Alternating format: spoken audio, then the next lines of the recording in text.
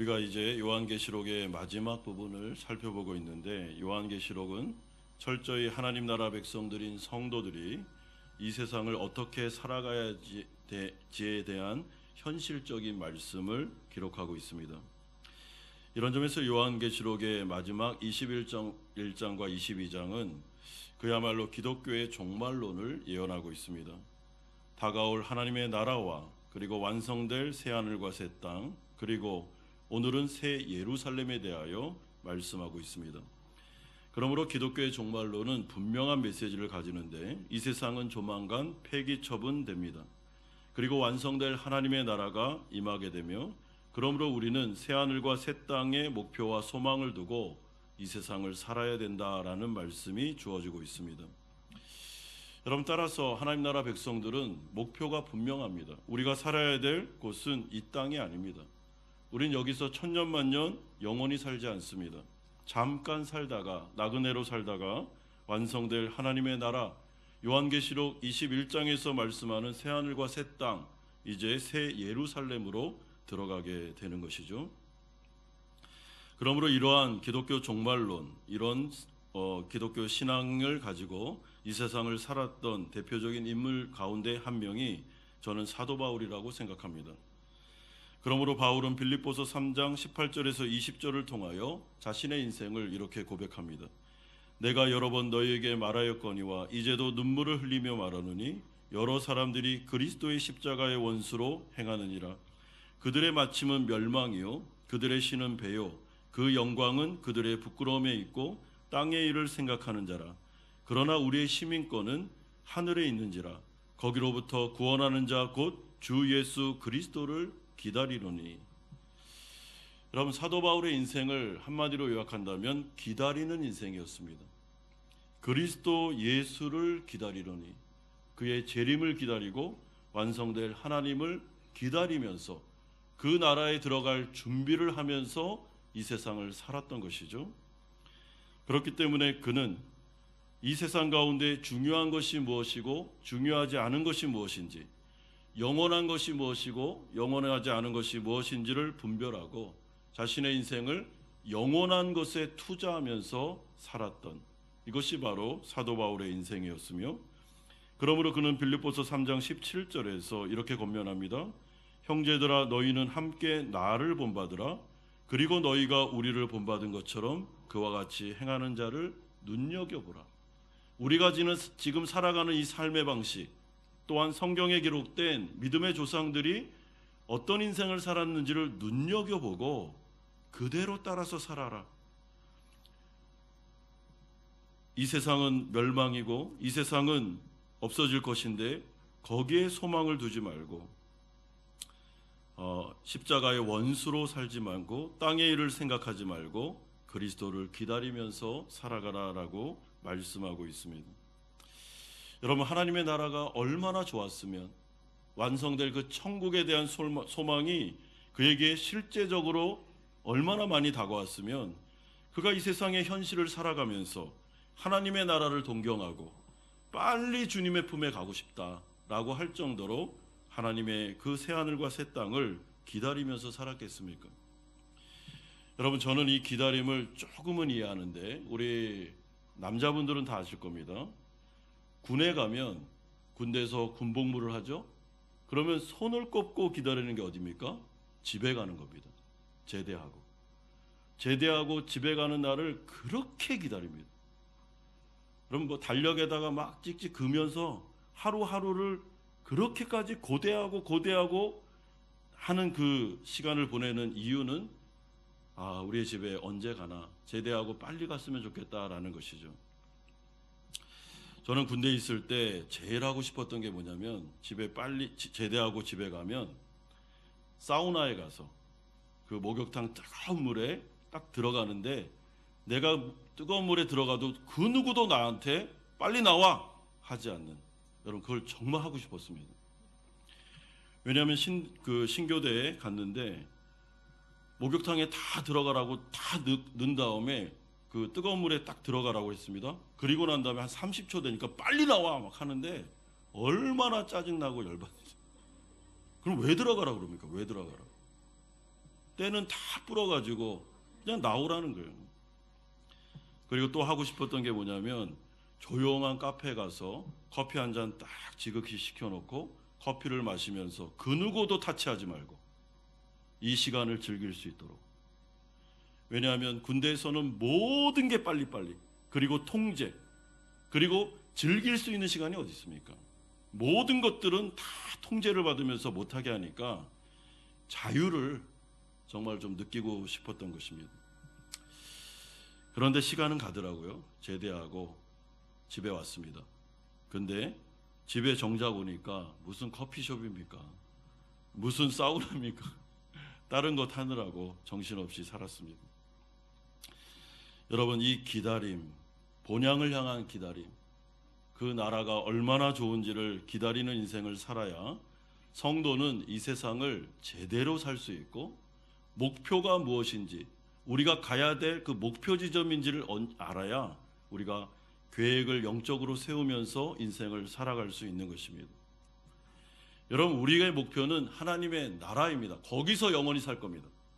그러므로 이 세상 가운데 여러분, 노후 대책을 해야 되지만 노후 대책이 성도들의 인생의 종착 지점이 아닙니다. 우리 인생의 목표가 되면 안 됩니다. 여러분, 노후 대책 잘 해놓고 야, 인생의 목표 끝났다라고 하면 안 됩니다. 여러분, 거기는 종착역이 아닙니다.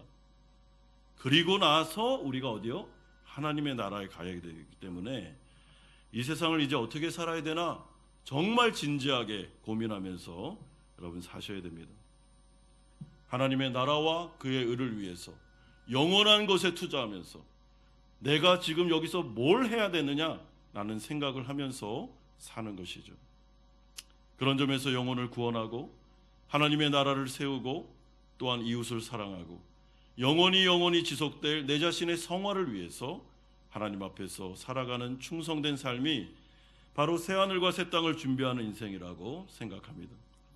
이런 점에서 오늘 본문은 기독교의 종말론, 그리고 새하늘과 새 땅에 이어서 새 예루살렘은 어떤 특징을 갖는지 우리에게 말씀해 주고 있습니다.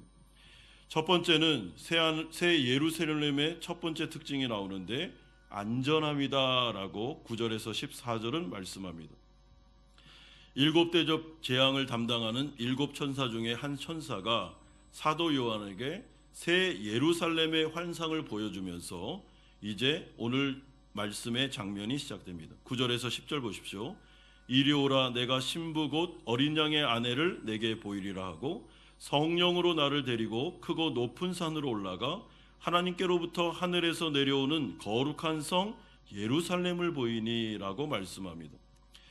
이 천사가 사도 요한에게 내가 이제부터 어린 양 대신 그리스도의 신부를 보여줄 거야, 어린 양의 아내를 보여줄 거다라고 데려가서 보여줬는데 거룩한 성 예루살렘을 보여줬습니다. 그런데 하늘에서 내려온 예루살렘이기 때문에 이것을 새 예루살렘이다라고 보시면 됩니다. 여러분, 여기서 재미있는 게 뭐냐면 여러분, 어린 양의 신부, 그러면 우리가 생각할 땐 사람들이겠죠. 성도들을 이렇게 이미지화할 수 있는데 오늘 이 본문에서는 사람들을 이미지화하는 게 아니라 견고한 성, 새롭게 단장된 예루살렘 성전을 보여주면서 이게 바로 그리스도의 신부야 라고 말씀하고 있다는 점에서 좀 특이합니다.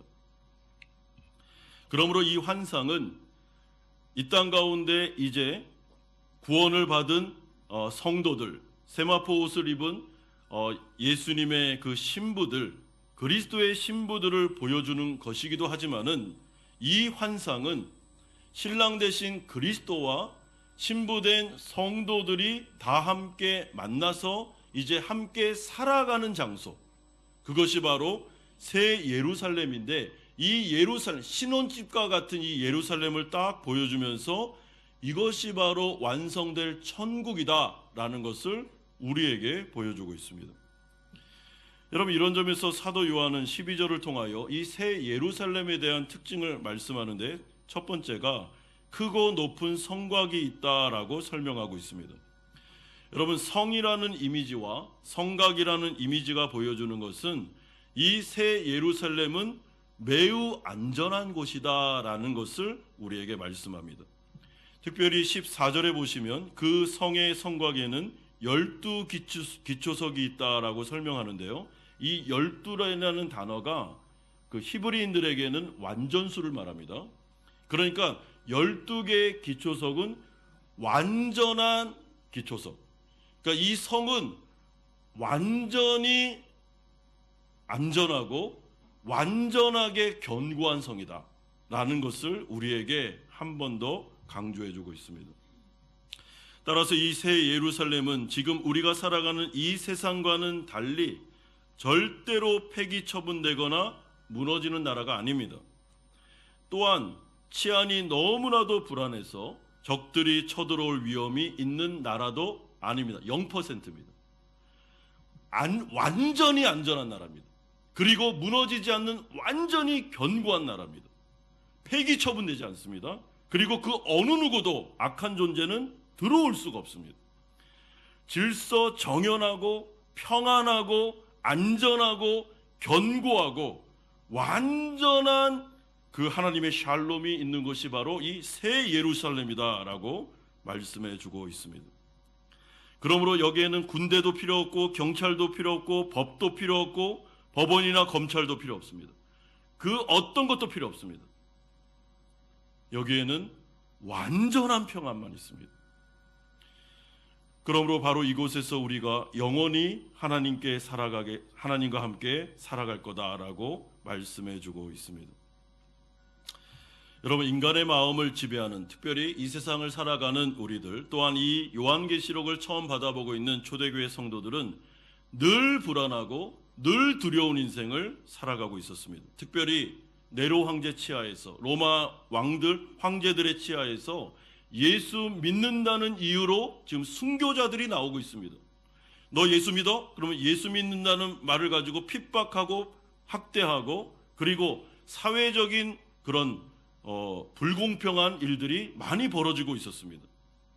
그렇기 때문에 이들에게 있어서 이 새 예루살렘을 강조하는 이유는 지금 너희들이 살아가는 이 불안하고 두렵고 예수 믿는다는 이유로 순교를 당하고 핍박을 당하는, 실제로 불이익을 당하는 이런 일은 없다는 것입니다.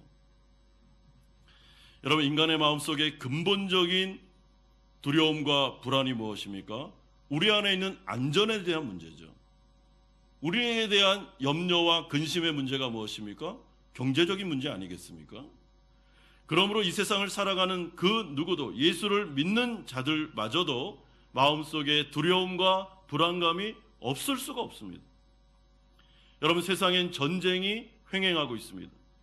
이 세상 가운데 이 자연 현상은 이제는 지진, 쓰나미 할 것 없이 자연이 이제는 미쳐서 날뛰고 있습니다. 불안합니다. 어디를 가도 안전한 곳이 없습니다. 그래서 사람들이 계속해서 찾는 것은 안전한 지대가 어디냐? 높은 곳에 올라가면 안전하냐? 돈을 많이 모으면 안전하냐? 아니면 영향력 있는 사람을 많이 알고 있으면 안전하냐? 눈을 씻고 안전을 찾으려고 지금 돌아다니고 헤매고 있는 것이 바로 인생이라고 보시면 됩니다. 그러나 성경은 이 세상 가운데는 안전한 곳은 없다라고 말씀합니다.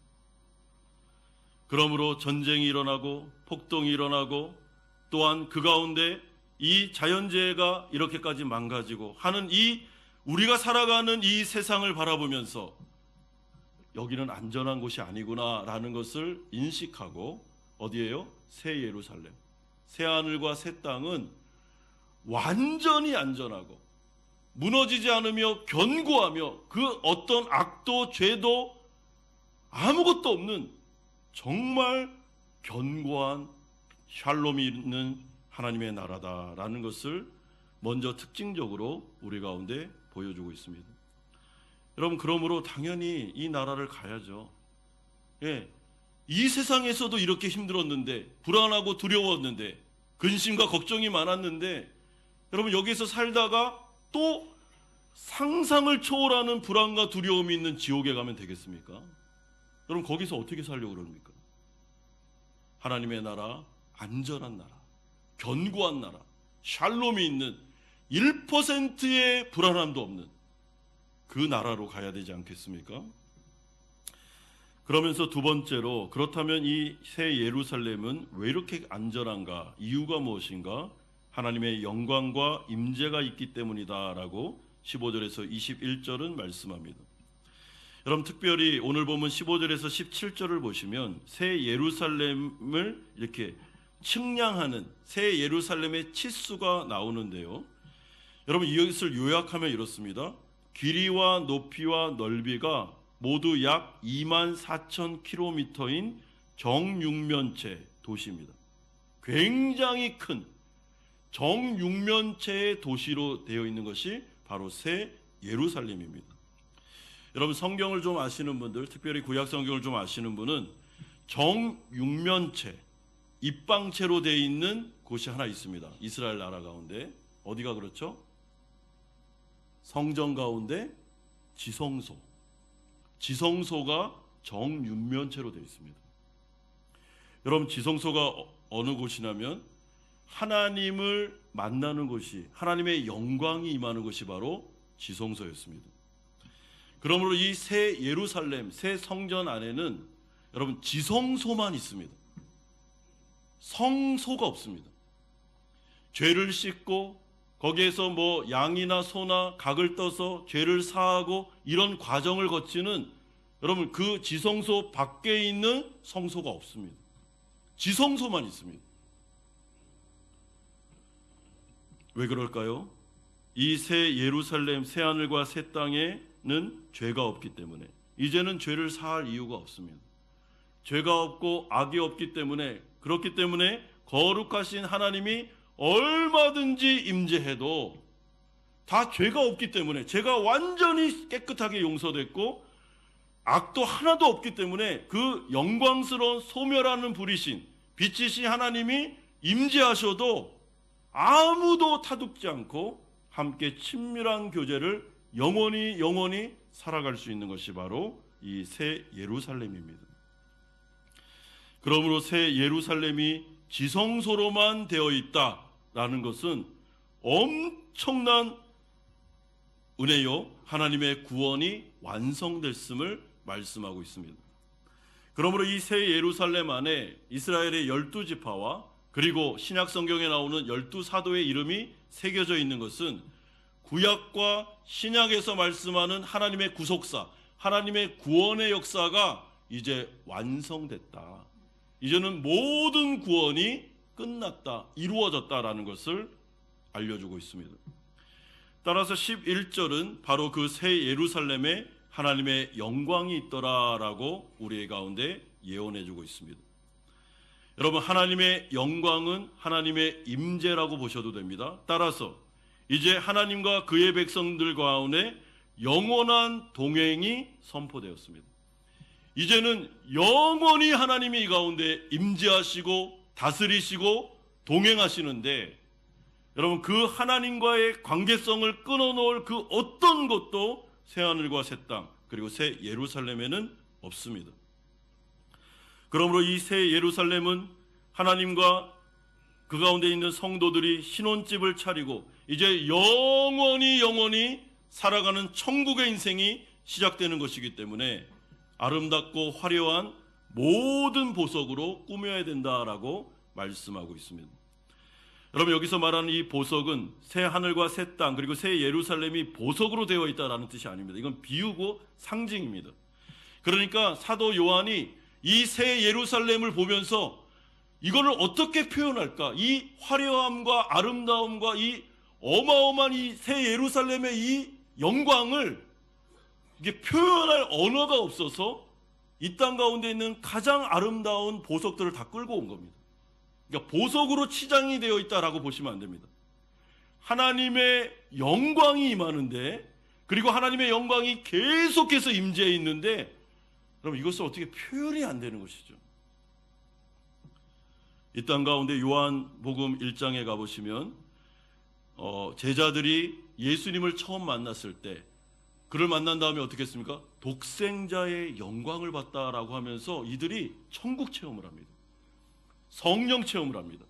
그리고 난 다음에 그 안에 일어나는 기쁨과 환희와 그 평안과 이거를 뭐 주체가 안 돼가지고 이 사람들이 예수님을 딱 만나고 영광을 딱 체험한 다음에 자기 친구들을 찾아다니면서 빨리 독생자 이 영광을 보라고 하면서 데려오는 역사가 일어나게 됩니다. 여러분, 구약 성경에 보면 선지자들은 하나님의 영광을 체험했을 때 기절합니다. 실신합니다. 그 영광에 압도돼서 있을 수가 없는 것입니다. 너무 기쁘고 너무 충만하니까 어떻게 말로도 표현이 안 되고 그냥 확 쓰러져 버리는 것이죠. 실신하는 것입니다. 압도당해서 그렇습니다.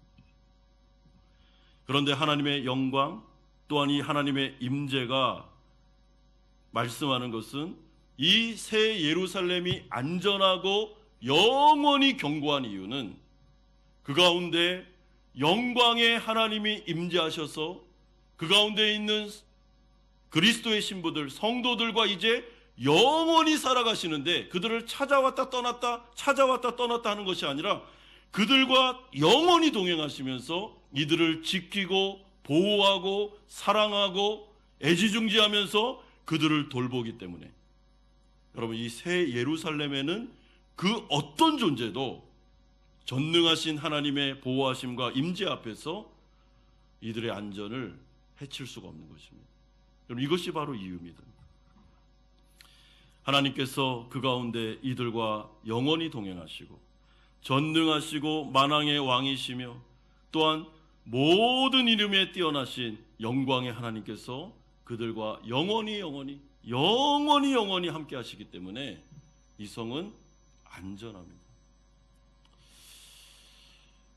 여러분, 저는 이 요한계시록 21장에 와서부터 사실 그 전에도 그랬지만 이 설교자로서의 언어의 한계를 느낍니다. 이걸 어떻게 표현해야 될지를 잘 모르겠습니다. 왜냐하면 늘 우리는 이 세상에 살면서 완전히 여기 안전합니다 이런 곳이 있습니까? 없잖아요. 그러니까 완전히 안전합니다라는 건 그냥 제가 이렇게 설명할 수밖에 없습니다. 그러면 우리 성도님들 그냥 아멘 해주셔야 됩니다. 이걸 가지고 목사님 좀 더 리얼하게 좀 더 이해하기 쉽게 못하겠습니다. 사실은 저도 한 번도 경험해 본 적이 없고 이게 뭔지 잘 모르겠어요. 여러분, 그냥 아멘이시죠? 예, 아멘입니다. 완전한 안전함, 완전한 견고함, 아멘이시죠? 예. 마지막 세 번째로, 그렇다면 이 새 예루살렘에는 있는 게 있고 없는 게 있다라는 것으로 오늘 이 말씀이 맞춰지고 있습니다. 22절에서 27절인데요. 여러분, 22절에 보면 제가 아까 말씀드린 대로 성전을 보지 못했다라고 말합니다. 지성소만 봤습니다. 성전이 없습니다. 여러분, 성전이 없는 이유는 이제 더 이상 죄를 회개하거나 처리할 아무런 이유나 근거가 없기 때문입니다. 천국에는 죄가 없습니다. 죄가 들어올 가능성도 없습니다. 죄가 들어올 여지가 없습니다. 그러니 당연히 예수 그리스도의 성전 되심을 통하여 구원이 완성되었기 때문에 새 예루살렘에는 지성소만 필요하다. 지성소만 있다라는 것 이미 제가 말씀드렸습니다. 그런데 25절에 가보면 또 없는 게 있습니다. 뭐가 없습니까? 밤이 없습니다. 여러분, 밤이 없다. 따라서 해와 달도 필요가 없겠죠. 왜냐하면 그곳에는 매일 하나님의 영광이 비치고 어린 양이 직접 등불이 되어주시기 때문입니다. 성경에서 또한 요한계시록에서 밤이라는 이미지는 여러분, 모든 어둠과 죄와 악과 사망의 권세와 거짓과 불법과 불의와 아픔과 고통과 슬픔과 상실과 좌절과 절망과 죄책감과 양심의 고통, 이 모든, 그러니까 하나님과 하나님 빛이신 하나님으로부터 나오지 않은 사탄 마귀로부터 죄로부터 나온 모든 것, 이게 바로 밤입니다. 이게 없습니다. 지난주에 이미 제가 새하늘과 새 땅에 슬픔도 없고 눈물도 없고 아픔도 없다 말씀드렸습니다. 한 번 더 강조합니다. 조금의 악도 없습니다. 조금의 죄도 없습니다. 그리고 에덴과 같이 죄가 들어올 여지도 없습니다. 이제는. 여러분, 그렇기 때문에 이 새 예루살렘은 이제 우리가 새 예루살렘에 딱 갔는데 하나님께서 또 여기에도 죄가 들어오게 하셔서 또 죄를 짓고 그러면 또 다른 새 예루살렘이 있고 또 구원과 회개가 반복되고 그렇지 않습니다. 끝나는 것입니다. 완성되는 것이죠. 왜냐하면 27절에 보시면 무엇이든지 속된 것이나 가증한 일 또는 거짓말하는 자는 결코 그리로 들어가지 못하기 때문입니다. 죄인들은 모조리 다 지옥으로 갑니다. 오직 예수 그리스도의 피를 힘입어 구원받아 거룩하게 된 구원의 완성을 이룬 성도들만 들어가 어둠이 없으신 죄가 악은 조금도 없으신 거룩하신 성삼위 하나님과 함께 살고 있기 때문에 이렇게 표현하면 좋을지 모르는데 완전한 청정지역입니다. 사탄도 없고 마귀도 없고 죄도 없고 슬픔도 없고 아픔도 없는 그야말로 영적으로 보면 완전히 청정지역, 그런데다가 안전한, 그 누구도 해칠 수 없는, 마치 어린 양이 거기서 막 뛰어놀고 있는데 늑대들과 함께 춤을 추는, 늑대들이요 죄도 없고 악도 없고 그러니까 악발도 없으니까 늑대들이 다 양 같은 거죠. 그렇게 표현할 수밖에 없는 나라, 그게 바로 새 예루살렘입니다. 그런데 23절에서 24절을 보시면 있는 게 있습니다. 뭐가 있습니까? 하나님의 영광이 있습니다. 그리고 어린 양의 등불 빛이 있습니다. 그러므로 이 새 예루살렘에는 어둠이 없습니다. 그런데 빛은 있습니다. 아니, 더 정확하게 말하면 빛만 있습니다. 영광만 있습니다. 여러분, 여기서 하나님의 영광이 있다라고 말할 때 그 있다라는 단어가 소유하고 있다라는 뜻입니다. 그러니까 하나님의 영광을 소유하고 하나님의 빛을 소유할 수 있을 정도로 깨끗한 나라가 바로 이 새 예루살렘입니다. 그러니 얼마나 좋을까요? 여러분, 성령 충만한데 매일 성령 충만합니다. 근데 그 성령 충만함이 지금 우리가 맛보는 성령 충만함은 아주 살짝, 조금, 부분적으로 맛보는 것입니다. 근데 하나님의 나라로 가면 빛 대신 하나님이 그 가운데 성령을 부어주시는데 성령 충만함이 지금과 상상을 초월할 정도의 성령 충만함이 옵니다. 완전한 기쁨, 완전한 평안, 완전한 샬롬이 일어난 것이 바로 이 그리스도의 영광이 임하는 빛인 하나님의 나라가 될 거다라고 말씀해주고 있습니다. 여러분, 우리가 이 세상을 살아가면서 잠깐 천국 체험을 합니다. 그리고 성령 충만할 때가 있습니다. 그러나 그것은 부분적이고 완전한 것은 아닙니다. 그러나 새 예루살렘, 새 하늘과 새 땅, 하나님의 나라, 그 가운데 그리스도 성삼위 하나님과 함께 사는 그 삶, 천국 삶은 여러분 완전한 기쁨이요, 완전한 충만이요, 완전한 천국입니다. 설교자로서 너무 제가 답답해가지고 참 인간의 언어가 이렇습니다. 어떤 그 신학자가 그랬는데 이 성경에 기록된 인간의 언어로 기록되어 있기 때문에 사실은 성경이 완전한 하나님의 말씀이지만 그 사상을 다 담을 수는 없다라고 말했던 것처럼 저도 그런 한계를 느낍니다. 그런데 여러분, 이 말씀을 하면서 오늘 이 요한계시록의 말씀이 그렇다면 성도들에게 핍박이 있고 어려움이 있으니 그러니 이 세상 가운데 그 엄청난 나라가 기다리고 있으니까 순교를 당하고 그리고 이 고난을 참아내면서 그 나라로 가야 된다, 거기에 소망을 두고 살아야 된다라는 위로의 말씀만 주고 있을까요? 그렇지 않습니다. 여러분, 그 위로의 말씀이 분명히 있습니다. 그런데 또 다른 말씀이 있습니다. 그게 무엇입니까? 우리가 하나님의 나라 천국을 이해할 때 예수님께서 이미 말씀하셨고 사도 바울이 바울서신에서 또한 신약 성경 전체에서 말하는 것처럼 우리가 알고 있는 천국, 하나님의 나라는 이미와 아직이 공존하는 나라입니다. 그러므로 하나님의 나라는 이미 우리 가운데 임하였습니다. 예수를 믿는 자는 이미 우리는 무슨 백성입니까? 천국 백성입니다. 여러분 믿으시죠? 우리는 그 나라에 들어갔습니다. 지금 완성될 하나님의 나라를 요한계시록을 통해서 보여주고 있지만, 그래, 그 나라 내가 죽고 나서 먼 미래에 그때 가는 나라야. 여러분, 이렇게 보는 것도 맞지만은 이것은 아직이라는 개념이고 이미라는 개념으로 볼 때는, 여러분, 이 나라 가운데 불안하고 완성된 나라는 아니지만은 그럼에도 불구하고 우리는 이미 이 하나님의 나라 안으로 들어왔습니다. 그 완전하신 하나님께서 우리를 통치하십니다. 우리를 다스리십니다. 그러므로 우리가 이 세상을 살아가면서 우리가 완전하진 않지만 천국 체험을 할 수 있다는 것입니다. 우리가 이 세상을 살아가면서 성령 충만함을 유지할 수 있다는 것입니다.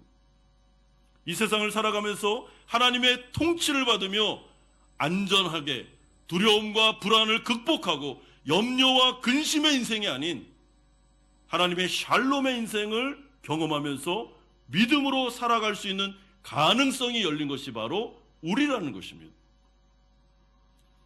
그러므로 성도는 이 세상을 살아갈 때 완성될 하나님의 나라를 바라보면서, 그래, 여기에 있는 고난을 이겨내야지, 그리고 견뎌야지 라는 것도 맞지만은, 여러분, 이 요한계시록의 첫 번째 초점은 이 세상을 살아가는 성도 너희들이 고난 중에서도 그 가운데 천국 체험을 할 수 있으며, 그 가운데 두려움과 근심과 걱정을 덜어낼 수 있으며, 거기에서 하나님의 통치를 받으면서 어떻게 해요? 이 세상에서도 하나님의 나라에 이 완전하진 않지만 그 가운데 있는 하나님의 통치와 다스림과 보호하심 아래서 우리가 불안과 두려움과 근심과 걱정을 몰아내고 살아갈 수 있다. 성령의 능력으로 살아갈 수 있다라는 것을 우리에게 알려주고 있습니다. 그 비밀이 무엇입니까?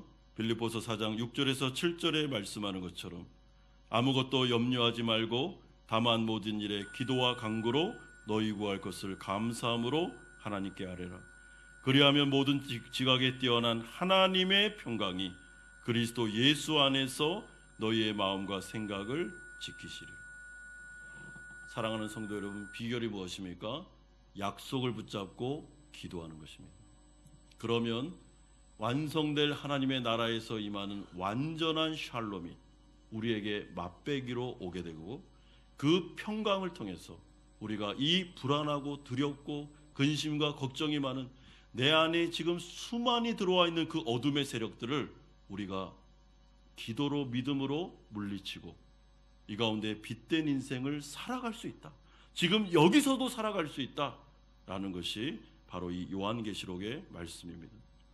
그러므로 사랑하는 성도 여러분, 오늘 이 말씀을 들은 우리가 예배를 드리기 전에까지 불안하고 두렵고 짜증나고 근심과 걱정 속에서 너무나도 마음이 어둡고 절망스럽고 살아갈 힘과 용기가 없고 지금 당장이라도 그냥 그만두고 싶고 주저앉고 싶고 아무것도 하고 싶지 않고 무기력하고 무능력하고 내 마음이 어둠으로 가득 차서 너무 힘든 인생을 살다가 지금 이 예배 가운데 왔다면, 여러분, 이 요한계시록의 빛된 말씀이 약속이 우리에게 주는 것은 성도는 이미 하나님의 나라 백성이기 때문에 아무리 이 세상 가운데 그 힘든 인생을 살아도 나사렛 예수 그리스도의 이름을 부르면서 기도로 간구로 나아가기만 하면 하나님께서 우리 가운데 하늘의 평강을 내려주심으로 다시 마음에 새 마음을 주시고 이 마음속에 새 빛을 비춰주시고 소망을 주시고 다시 성령 충만함을 허락해 주실 수 있다라는 것들을 우리에게 말씀하고 있습니다. 그러므로 오늘 이 시간에 이 말씀 듣고 우리 같이 한번 기도하십시다. 여러분, 예수 그리스도 이름을 부르십시오. 우리 안에는 이미 하나님의 나라가 임하였습니다. 우리가 성령 충만함을 받을 수 있습니다. 우리 안에 있는 어둠이 물러갈 수 있습니다. 사탄의 공격을 이길 수 있습니다. 여러분, 나사렛 예수 그리스도의 이름으로 약속의 말씀을 붙잡고 기도하면 우리의 마음속에 하늘의 평강이 내려 이 어두웠던 마음이 다시 빛된 마음으로 성령 충만함으로 바뀌어서 우리가 이 세상을 믿음으로 살아갈 수 있음을 오늘 우리 가운데 말씀해 주고 있습니다. 여러분, 이 말씀을 믿고 우리 기도함으로 새로워지는 시간이 되기를 주 예수 그리스도의 이름으로 축원드립니다.